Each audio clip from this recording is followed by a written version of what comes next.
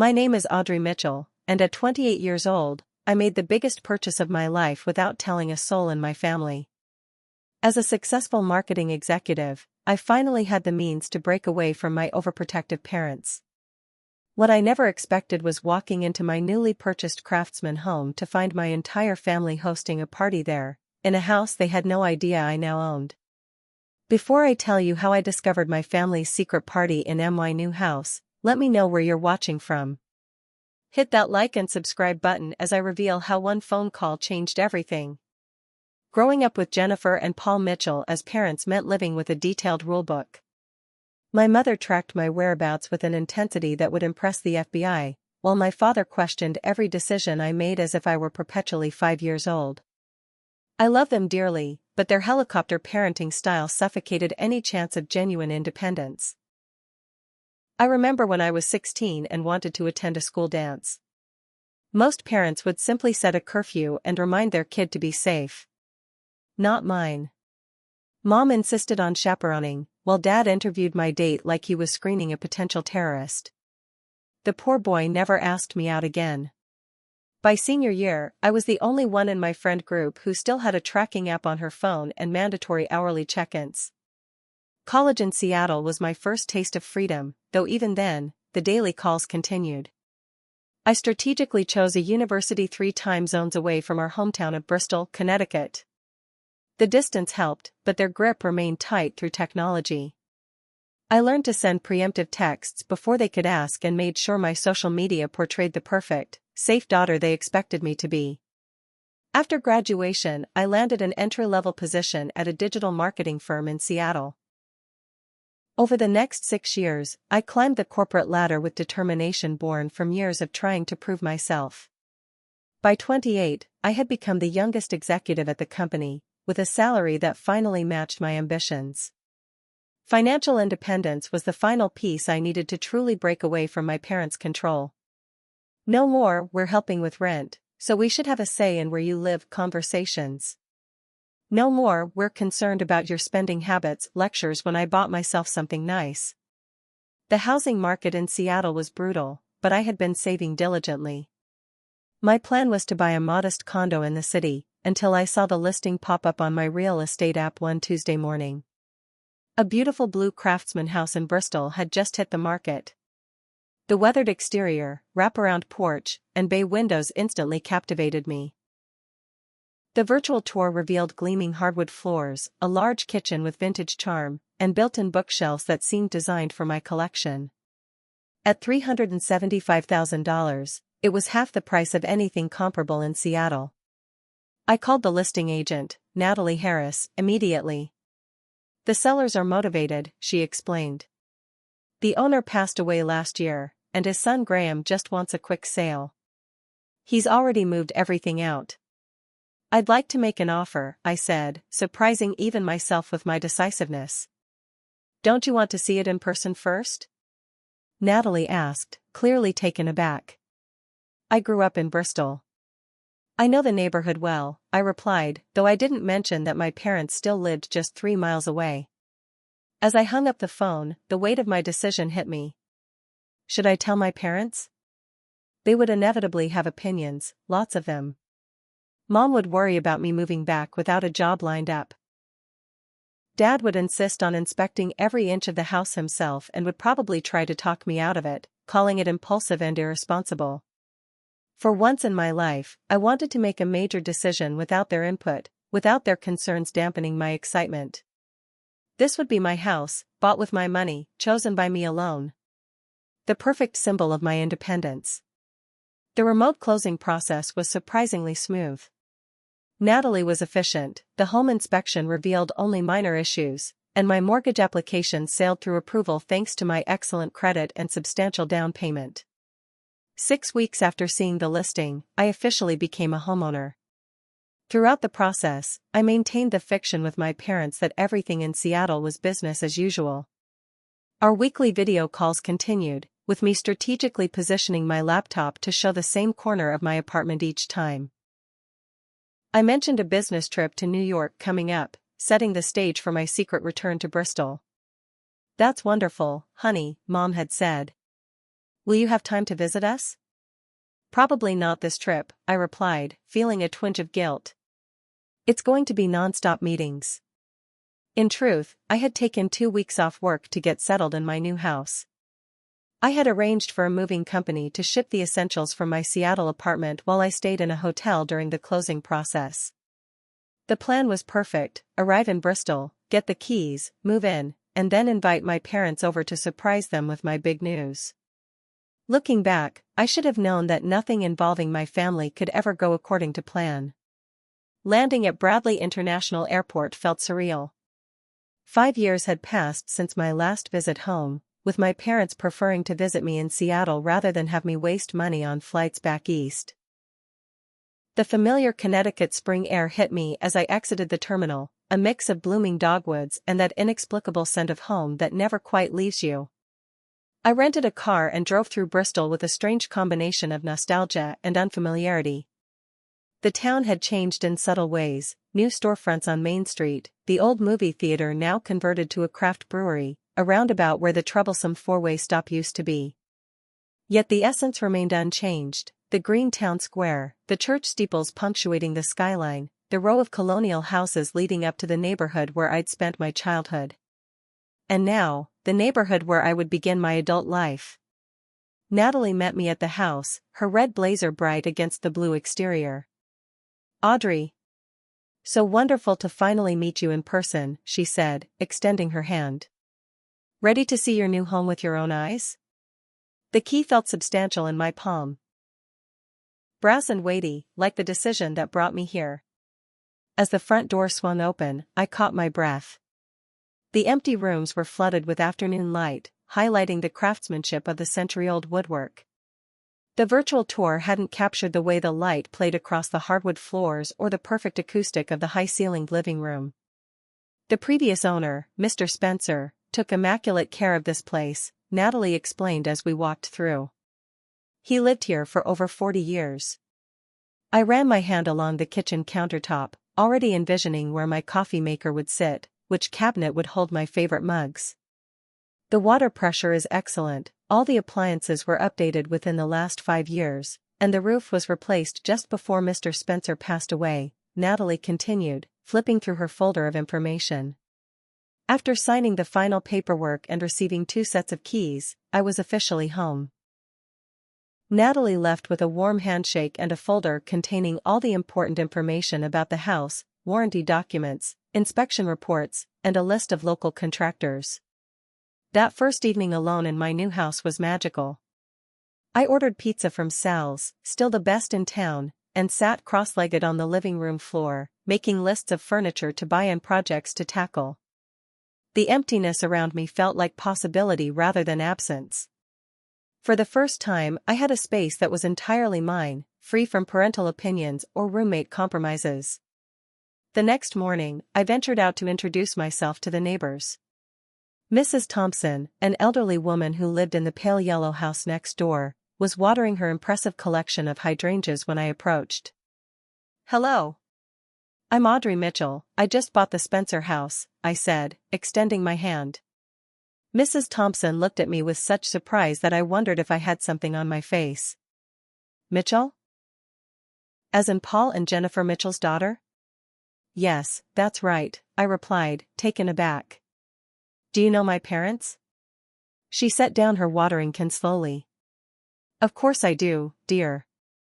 They're here quite often for the gatherings." "Gatherings? What gatherings?" I asked, confusion creeping in. "The Mitchell gatherings," she said, as if it were obvious. "Your family has been hosting events at that house for years." I laughed, assuming she was confused. "No, you must be thinking of someone else. My parents have never lived in this house.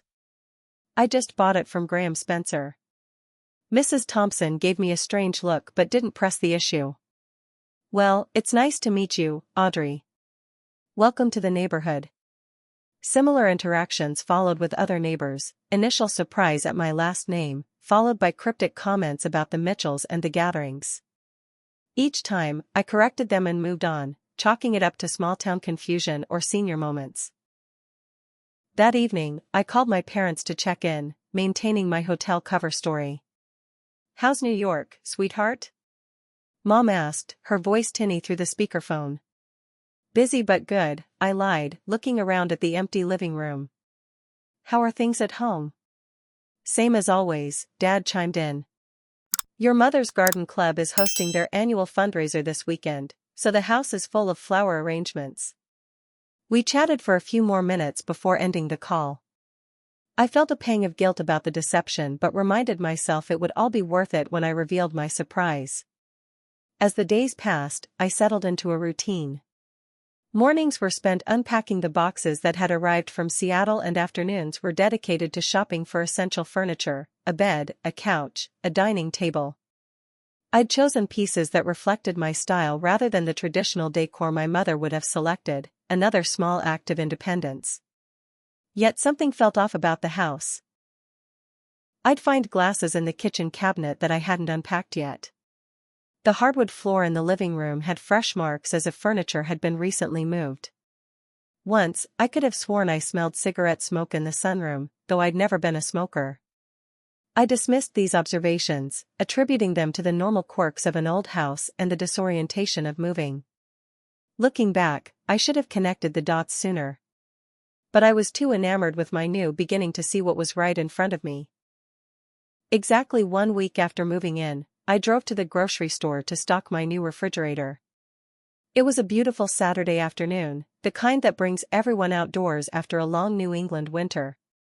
I spent nearly 2 hours selecting everything from pantry staples to fresh produce, imagining the meals I would prepare in my new kitchen. When I turned onto my street around 3 p.m., something immediately seemed off. A row of cars lined the curb, a silver Lexus SUV, a red Volkswagen Jetta, a black Honda Accord, and my father's unmistakable navy blue Ford F-150. My stomach dropped. What were my parents doing here? How had they found out? I parked a few houses down, heart pounding as I tried to make sense of the situation. Perhaps they had tracked my location somehow? Discovered my home purchase through public records? Neither scenario explained the presence of multiple vehicles. As I approached the house on foot, grocery bags in hand, I heard voices coming from inside. Laughter, conversations, the unmistakable sound of a gathering in progress. Fear gripped me. Had squatters taken over my empty house while I was out? Was someone throwing an unauthorized party in my new home? I set down my groceries on the porch and moved to the back of the house, deciding a stealthy entrance through the kitchen door would be wiser than walking straight into whatever was happening inside. The voice of every crime podcast host I'd ever listened to screamed warnings in my head, but curiosity overrode caution. The back door was unlocked, another red flag, as I distinctly remembered locking it before leaving. I turned the knob slowly and stepped into my kitchen.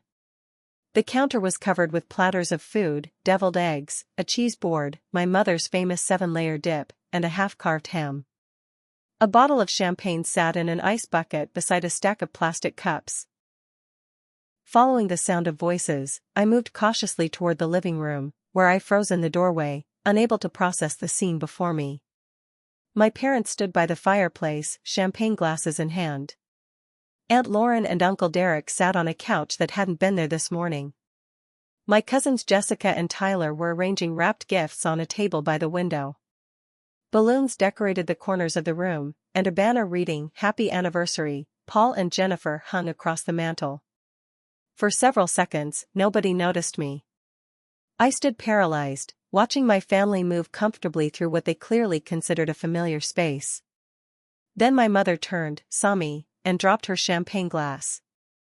The shattering sound broke the spell, drawing every eye in the room to where I stood. "Audrey?"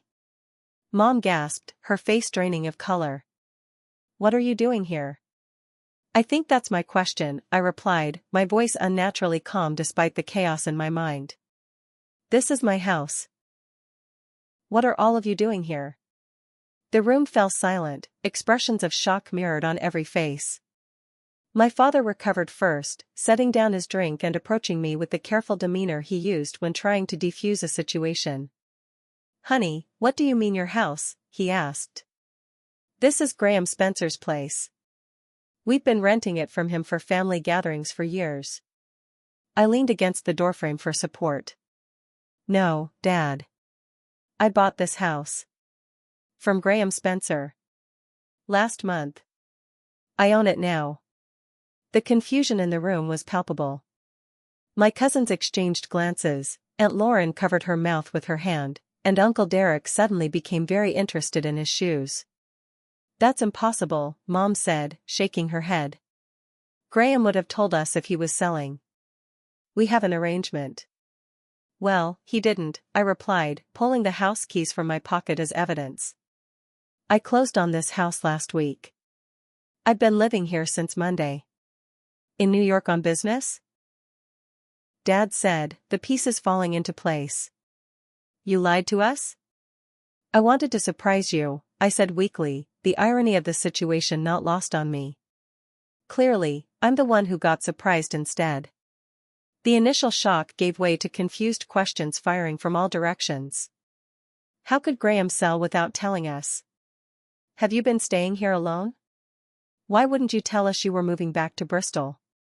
What happens to the Mitchell family tradition house now? That last question, from Aunt Lauren, caught my attention. The what? My mother sank onto the couch, looking uncharacteristically vulnerable. The Mitchell family tradition house, she repeated softly. That's what we've called this place for the past 30 years. 30 years? I echoed, the magnitude of what she was saying beginning to sink in. You've been using this house for 30 years and never once mentioned it to me? The tension in the room thickened as my parents exchanged glances, some unspoken communication passing between them.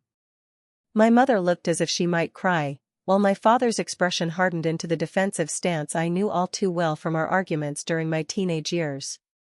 We didn't think it was important to mention, Mom finally said, her voice small. Not important? I could feel my control slipping, anger rising to replace confusion. You've been secretly renting a house in my hometown for decades, and you didn't think that was worth sharing with your only daughter? Dad stepped forward, shoulders squared. Now wait a minute, Audrey. This arrangement predates you. My parents started renting from the Spencers occasionally for family reunions back in the 1980s. When your mother and I got married, we continued the tradition. It became our special place for milestone celebrations. Your wedding anniversary, I said, gesturing to the banner. Yes, but also Christmas gatherings, Thanksgiving when the weather was too bad to drive back to Hartford, 4th of July barbecues, any occasion when the extended family needed a place to gather, Mom explained. Our house was always too small for everyone. So this is where you all disappeared to on holidays when I was away at college? I asked, memories clicking into place. The times when my parents were mysteriously unavailable, when family gatherings happened without me because I was too busy with studies to come home. You were building your own life in Seattle, Aunt Lauren interjected gently. We didn't want to make you feel obligated to come back for every little gathering. Little gathering? I gestured around the decorated room. This doesn't look little. And it doesn't explain why you kept this place a secret. It wasn't a secret, Dad insisted, his voice rising defensively. It just never came up. Never came up? I laughed incredulously. In 30 years, you never thought to mention, oh, by the way, we rent this beautiful house in town for family events? We didn't rent it all the time, Mom clarified. Just once or twice a month. Graham gave us a special rate because we've known him forever. His father and your grandfather were fishing buddies. The casual way they discussed this long-standing arrangement made my blood boil. All those years of strict rules, of being monitored and controlled, while they had this whole secret life I knew nothing about. So all the neighbors knew about this except me? I asked, remembering Mrs. Thompson's comments. That's why everyone seemed confused when I introduced myself. The Mitchells have been fixtures in this neighborhood for decades, Uncle Derek confirmed. Graham even gave us a key to keep. A key. They had a key to my house. The violation of that fact hit me like a physical blow. Did it ever occur to any of you, I said, my voice dangerously quiet, that Graham sold this house because he needed the money? That he had every right to sell his property without consulting his part-time renters? We had an understanding, Dad insisted, his face reddening. A handshake agreement that he'd give us first right of refusal if he ever decided to sell. Well, he didn't, I snapped. He sold it to me. His name is on the deed transfer, and now my name is too. This is legally my house. Audrey, Mom pleaded, tears now flowing freely, you don't understand what this place means to us. This house holds 30 years of Mitchell family memories. Your father proposed to me in this very room. Your cousin Jessica took her first steps on this floor. We've celebrated every major milestone here. And you never thought to include me in any of that? I asked, my own eyes stinging with tears. You left, Dad said accusingly. You couldn't wait to get away from Bristol, from us. You made it clear you wanted independence more than family. His words struck deep, exposing the raw nerve of our complicated relationship. I wanted normal parents who trusted me to make my own decisions. Who didn't track my every move or question my every choice. I wanted space to breathe, not to abandon my family. Well, congratulations, he shot back, gesturing around the room. You've got your space now. And in the process, you've destroyed a 3-decade family tradition. I hope your independence was worth it. The room fell painfully silent. My cousins looked mortified, Aunt Lauren seemed on the verge of tears, and Uncle Derek stared at the ceiling as if he could escape the family drama by sheer force of will. I think you should all leave, I said finally, my voice steady despite the storm of emotions inside me. This is my house now. I paid for it. I own it. And right now, I need everyone out. Audrey, please, Mom started, but Dad cut her off. Let's go, Jennifer. Our daughter has made her position clear. His voice was ice cold as he collected their coats. We wouldn't want to impose on her independence. One by one, they gathered their belongings. The gifts were repacked, the food hastily covered with plastic wrap. No one spoke as they filed past me toward the door, though Aunt Lauren squeezed my arm gently as she passed, a small gesture of understanding amid the conflict. My parents were the last to leave. Mom paused at the door, her expression breaking my heart despite my anger. We never meant to exclude you, Audrey. We just got used to having our traditions without you because you were building your own life. I hope someday you'll understand. Dad didn't look at me as he guided Mom out the door. His parting words hung in the air long after they left. A house is more than just a deed and a mortgage. That's something your independence won't teach you. When the door closed behind them, the silence was deafening. I stood alone in my house filled with other people's memories, and finally allowed myself to break down. The aftermath of the confrontation left me emotionally exhausted. After everyone left, I methodically cleaned up the evidence of their party, washing dishes they'd used, taking down decorations, folding the tablecloth. Each item I touched felt like an intrusion, a reminder that this space I'd purchased for my fresh start was saturated with my family's history. I uncorked the abandoned bottle of champagne and poured myself a glass, sinking onto the floor of the empty living room. The house felt different now, weighted with knowledge I couldn't unknow. Every creak and groan of the old structure seemed to whisper about gatherings I hadn't been invited to, celebrations I'd missed, family moments that had happened without me. That night, I called my best friend Maya Williams, the only person who truly understood my complicated relationship with my parents. They've been secretly renting my house for 30 years, I said when she answered, not bothering with hello. Wait, what? Your house in Seattle?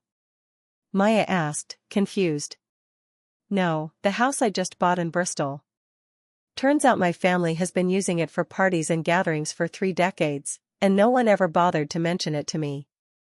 I poured out the whole story, from the bizarre encounter with Mrs. Thompson to finding my entire family celebrating in my living room. Holy shit, Maya said when I finished. That's some serious Twilight Zone stuff. Are you okay? No, I admitted. I feel violated and excluded all at once. And my dad basically accused me of destroying a family tradition by having the audacity to buy a house they were secretly using. Classic Paul Mitchell guilt trip, my aside. But Audrey, you had no way of knowing. You bought a house that was legitimately for sale. I know that logically. But emotionally? I feel like I stumbled into someone else's life. Like I'm the intruder in my own home. What are you going to do? I don't know yet, I said honestly. But I need to understand the full extent of this situation. How deep does this go? What else don't I know? The next morning, I began my investigation. I started with Mrs. Thompson next door, bringing her a peace offering of coffee and muffins. I think we had a miscommunication yesterday, I said as we sat on her porch. I'd like to understand more about my family's connection to this house. Mrs. Thompson seemed relieved at the opportunity to explain. Your family has been gathering there since before you were born, dear. Every major holiday, family milestone, sometimes just regular Sunday dinners. It was quite a community fixture, the Mitchells and their traditions. And everyone in the neighborhood knew about this except me? Well, I always assumed you knew, she said, looking uncomfortable. Though now that I think about it, I don't recall ever seeing you at those gatherings, not since you were very young. Similar conversations with other neighbors painted a consistent picture.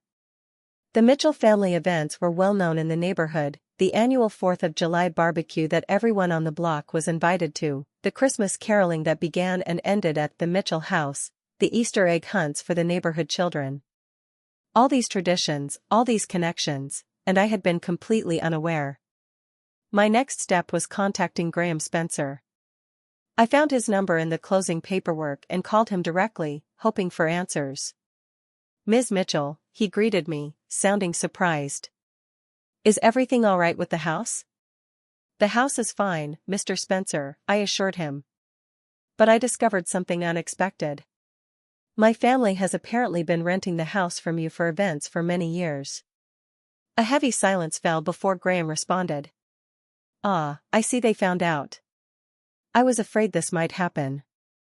So you knew they were still using it? Even after you sold it to me? No, he hastily clarified. I assumed they would stop once the sale went through. I did tell your father I was considering selling last fall, but nothing came of that conversation. When your offer came in months later, I figured the Mitchells weren't interested in purchasing.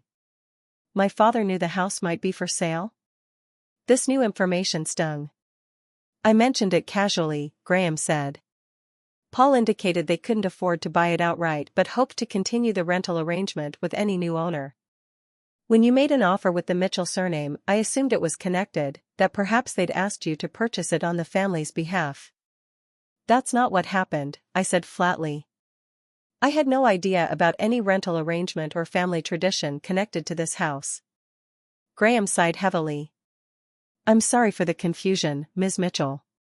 The arrangement with your family was always informal, a verbal agreement renewed yearly, cash payments. There was never a formal lease. My father started it with your grandfather back in the 80s, and we just continued the tradition. After thanking Graham for his honesty, I hung up and sat with this new information. My father had known the house might be sold and hadn't attempted to purchase it. Instead, he'd hoped to continue the same arrangement with a new owner. The revelation added another layer to my confusion and hurt. My investigation continued inside the house itself. Now that I knew what to look for, evidence of my family's presence was everywhere. In the attic, I found a box of old photographs, Mitchell family gatherings dating back decades. One showed my parents, young and beaming, standing in front of the fireplace. Another captured a Thanksgiving dinner with my grandparents, aunts, uncles, and cousins all crowded around a table in what was now my dining room. In the basement, I discovered initials carved into one of the wooden beams, PM plus JM. Surrounded by a heart, with the date marking my parents' anniversary 29 years ago. In the kitchen drawer, tucked behind the previous owner's instruction manuals, was a handwritten recipe book titled Mitchell Family Favorites for Bristol Gatherings. Most telling was a legal document I found in the back of a built-in cabinet in the study, a letter of understanding between William Spencer, Graham's father, and George Mitchell, my grandfather, dated 1983. Though not a formal contract, it outlined their handshake agreement. The Spencer family would allow the Mitchells to use the house for family gatherings in exchange for a modest monthly fee and help with property maintenance. The document didn't constitute a binding lease or create any legal right for my family to continue using the property, but it did confirm the deep roots of this arrangement. 3 generations of Mitchells and Spencers had honored this agreement through nothing more than mutual trust and respect. I sat on the floor of the study, surrounded by the physical evidence of my family's connection to this house, feeling the weight of history I hadn't known I was disturbing. Legally, the house was unquestionably mine. But emotionally? The waters were far murkier than I had ever anticipated. For a full week after the confrontation, I isolated myself in my new house, ignoring calls and texts from my family. I needed space to process everything: the shock of discovery, the pain of exclusion, the anger at being kept in the dark, and the guilt of unwittingly disrupting a cherished family tradition. Each day, I explored different rooms, trying to reclaim the space as my own while acknowledging its history. I bought new furniture and arranged it according to my taste, painted an accent wall in the dining room, and hung my own artwork. Yet no matter what changes I made, I couldn't shake the feeling that I was merely the latest caretaker of a space that held generations of memories not my own. The breaking point came on Friday morning when I found Mrs. Thompson at my door with a plate of cookies. "I thought you might need these," she said kindly. "It's never easy being caught between roots and branches." "What do you mean?" I asked, accepting the plate. "Well, dear, trees need both to survive, don't they? Strong roots to keep them grounded and branches reaching toward the sun. People are the same way." She patted my hand. "You've spent a lot of time growing your branches. Maybe now it's time to tend to your roots as well." Her simple wisdom stayed with me as I spent the day reflecting on my relationship with my parents. Yes, they had been overprotective and controlling. Yes, they had excluded me from this significant family tradition. But was that exclusion malicious, or had it evolved naturally as I pulled away to establish my independence? I thought about my mother's tearful explanation. "We got used to having our traditions without you because you were building your own life." There was truth in that statement that I hadn't wanted to acknowledge. In my determination to break free from their control, I had perhaps cut myself off more completely than necessary. Independence wasn't supposed to mean isolation from my family. It meant having the freedom to choose connection on my own terms.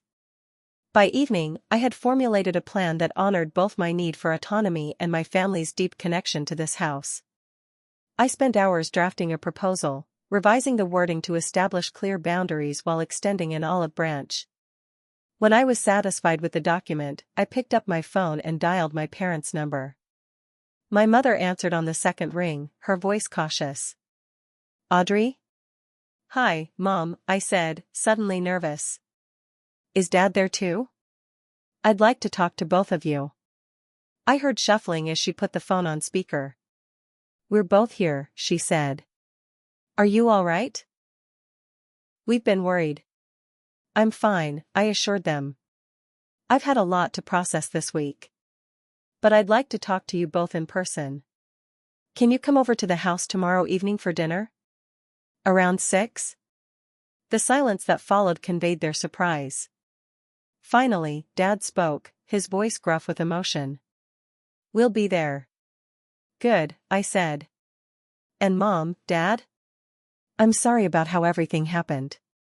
I never meant to disrupt something so important to our family." "We know, sweetheart," Mom replied softly. "We're sorry too." After hanging up, I threw myself into preparations. I cleaned every inch of the house, prepared my grandmother's lasagna recipe from memory, and set the dining table with care. I printed copies of my proposal and placed them in folders with each of their names. Most importantly, I arranged the living room furniture to create a space that felt both new and respectful of tradition. I positioned the couch where it had been during their party but added my own touches. colorful throw pillows, a modern coffee table, artwork from my travels. The room became a visual representation of what I hoped to achieve, a blend of past and present, tradition and innovation. When the doorbell rang at exactly 6 o'clock, I took a deep breath before answering. My parents stood on the porch looking uncertain, my mother clutching a bouquet of flowers, my father holding a bottle of wine. "These are for you," Mom said, offering the flowers. "A housewarming gift." "Thank you," I replied, accepting both gifts and stepping aside to let them enter. "Come in." They moved cautiously through the foyer, taking in the changes I'd made to the space. Mom's eyes lingered on the new paint color in the dining room, while Dad noticed the bookshelves I'd assembled in the living room. "You've made it your own," he commented, his tone unreadable. "I'm trying to," I said honestly. "It's a work in progress." Dinner began awkwardly, with careful small talk about the weather and local news. As we finished the main course, I decided it was time. "I've been doing a lot of thinking this week," I began, meeting their eyes across the table. "And a lot of investigating too. I spoke with Graham, with the neighbors, found the old agreement between Grandpa George and Mr. Spencer." My parents exchanged glances but remained silent, allowing me to continue. "I understand now how important this house is to our family," I acknowledged. "What I don't understand is why I was kept out of that tradition." Mom reached for her water glass, buying time before answering. "It wasn't intentional, at least not at first. When you were little, you came to events here all the time. But as you got older and more independent, you seemed less interested in family gatherings. Then when you moved to Seattle for college, it just became the pattern," Dad finished. "You had your life there, we had our traditions here. And you never thought to tell me about this place? To invite me to join when I came home for visits?" "We should have," Mom admitted. "I see that now. I think we got comfortable with the separation, you living your adult life, us continuing our traditions. It wasn't right to exclude you." Dad cleared his throat, looking uncomfortable with the emotional turn of the conversation. "We were wrong, Audrey. Your mother and I have talked about it extensively this week. We should have told you about the house, about its significance to our family." Coming from my father, this admission was monumental. He rarely acknowledged mistakes, especially those involving his parenting decisions. "Thank you for saying that," I said, genuinely moved. "It means a lot to hear." I stood and retrieved the folders from the sideboard, placing one in front of each of them. "What's this?" Dad asked, opening the cover. "A proposal," I explained. "A formal rental agreement for family gatherings." They looked up in surprise as I outlined the terms. "I own the house, that's non-negotiable. It's my primary residence and my home. But I'm offering to rent it to the family for gatherings 12 times per year, once monthly, with major holidays taking priority. We'll establish a fair rate, create a scheduling system, and set clear expectations about setup and cleanup. Most importantly, I'll be included in these gatherings as a full family member, not just the owner of the venue." "You'd do that?" Mom asked, her voice thick with emotion. "After how we handled everything?" "This house has 30 years of Mitchell family history," I said. "I can't erase that, and I wouldn't want to. But going forward, I need respect for my ownership and my boundaries. This agreement creates that framework." Dad flipped through the pages, scanning the details with his lawyer's eye. "This is very thorough," he said finally, a note of respect in his voice. "I learned from the best," I replied, offering him a small smile. "You always taught me to get agreements in writing." A chuckle escaped him, the first moment of genuine warmth since this whole situation began. "So I did. We need to share this with Lauren and Derek, with the extended family," Mom said, already thinking ahead. "They'll be so relieved." "I'd like to present it to everyone together," I suggested. "Perhaps at the next family gathering, here, in 2 weeks? We can make it official then." As we finished dessert and coffee, the tension that had filled the room gradually dissipated. We weren't fully healed, that would take time and continued honest communication, but we had taken the first step toward a new understanding. When my parents prepared to leave, Mom hugged me tightly. "I'm proud of you, Audrey. You found a solution that honors both your independence and our family bonds. That's real maturity." Dad's hug was briefer but no less sincere. "This house made a good choice," he said cryptically as he pulled away. "What do you mean?" I asked. "Houses have souls," he explained, looking around the entryway. "This one has been watching over the Mitchells for 3 decades. It knew what it was doing when it called to you." Coming from my practical, no-nonsense father, this poetic observation left me speechless. As they drove away, I stood on the porch, my porch, feeling for the first time like I truly belonged there, not despite my family's history with the house, but because of it. 2 weeks later, I stood nervously in my freshly cleaned living room, watching the clock tick closer to noon. The formal rental agreement sat on the coffee table, printed on heavy paper and placed in a leather folder. I had spent hours preparing for this day, cooking family recipes, arranging the space to accommodate everyone comfortably, even putting together photo albums from the box I'd found in the attic. At precisely noon, the doorbell rang. I took a deep breath and opened the door to find my parents standing on the porch, their expressions a mixture of uncertainty and hope. "Welcome," I said, stepping aside to let them enter. "Come on in." They moved past me cautiously, taking in the changes I'd made to the house while noting the traditional elements I'd preserved. Mom's eyes widened at the sight of her mother's old china displayed in the built-in cabinet, pieces I'd found wrapped carefully in the basement storage.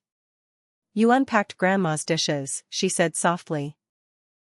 "They belong here," I replied simply.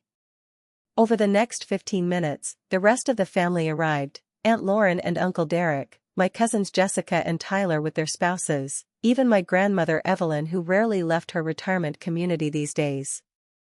Each arrival brought a mix of awkwardness and warmth as they navigated this new dynamic, the house they knew so well, now under my ownership. Once everyone had arrived and settled in the living room with drinks and appetizers, I called for their attention. "Thank you all for coming today," I began, suddenly nervous facing the family members who had gathered in this space countless times before me. The last time we were all together in this room, it was, well, not our finest moment as a family. A few uncomfortable chuckles acknowledged this understatement. "I bought this house because it spoke to me," I continued. "I had no idea it already had a decades-long relationship with our family. Finding you all here that day was a shock that forced me to confront some difficult truths, about my desire for independence, about communication failures on all sides, and about what it truly means to be part of a family." I picked up the leather folder from the coffee table. Inside this is a formal rental agreement that I've drafted with my parents' input. It outlines how we can share this space going forward, preserving the Mitchell family traditions while respecting my ownership and boundaries. I handed the folder to Grandmother Evelyn, the family matriarch. "I'd like us all to review it together, make any necessary adjustments, and then sign it as a family commitment." For the next hour, we went through the document point by point. There were questions, suggestions, and moments of tension, but overall, a spirit of cooperation prevailed. The final agreement established clear terms. The Mitchell family could use the house for gatherings once monthly, with a set rental fee that would go toward property maintenance. Major holidays would have priority in scheduling. A shared online calendar would track reservations. Everyone would respect the personal areas of the house that were off-limits during events. I would be included in all family gatherings as both host and family member. When the last signature was added to the document, Grandmother Evelyn raised her glass in a toast.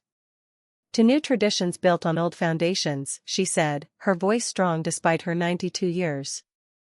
"And to Audrey, for finding a way to honor both."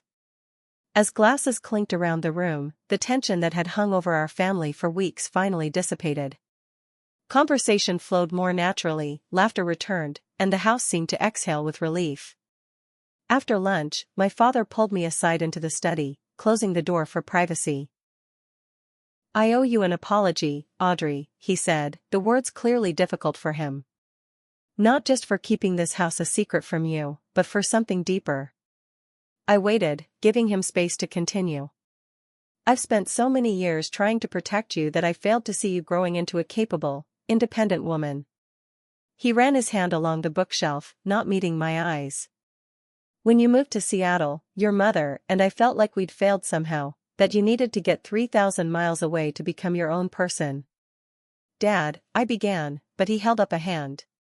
Let me finish, please. The truth is, I was hurt.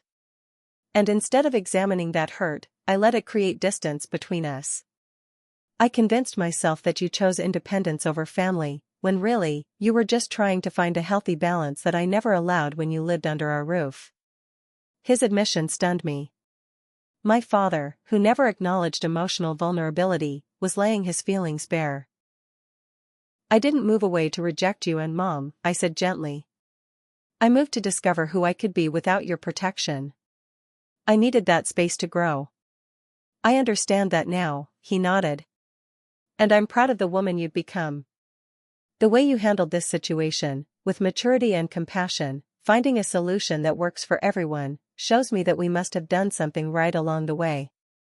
Tears pricked at my eyes as I crossed the room to hug him. You and Mom did a lot right, Dad.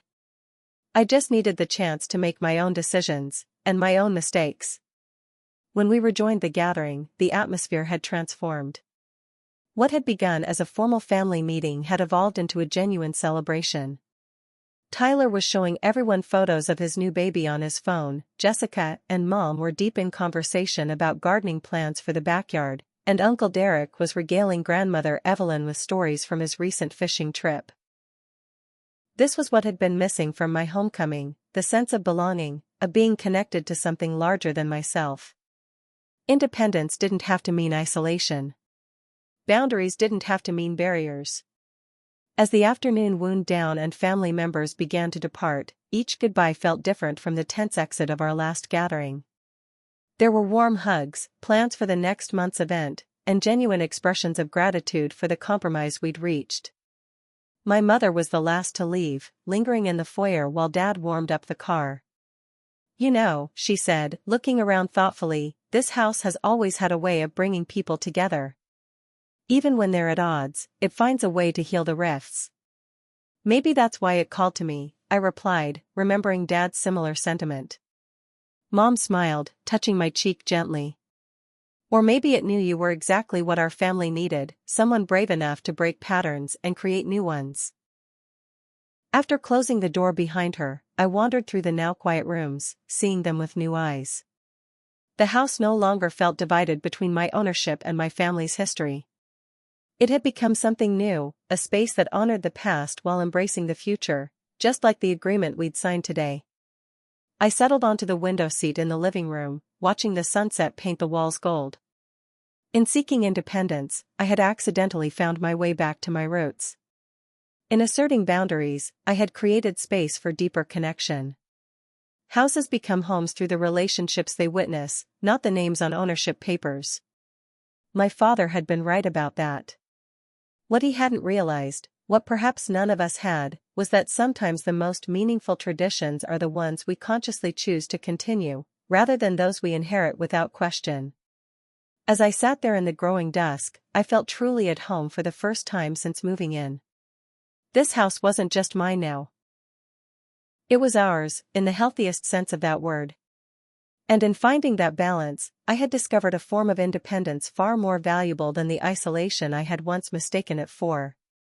If you've ever had to navigate the delicate balance between family traditions and your own independence, I'd love to hear your story in the comments below. How have you maintained your boundaries while staying connected to your roots?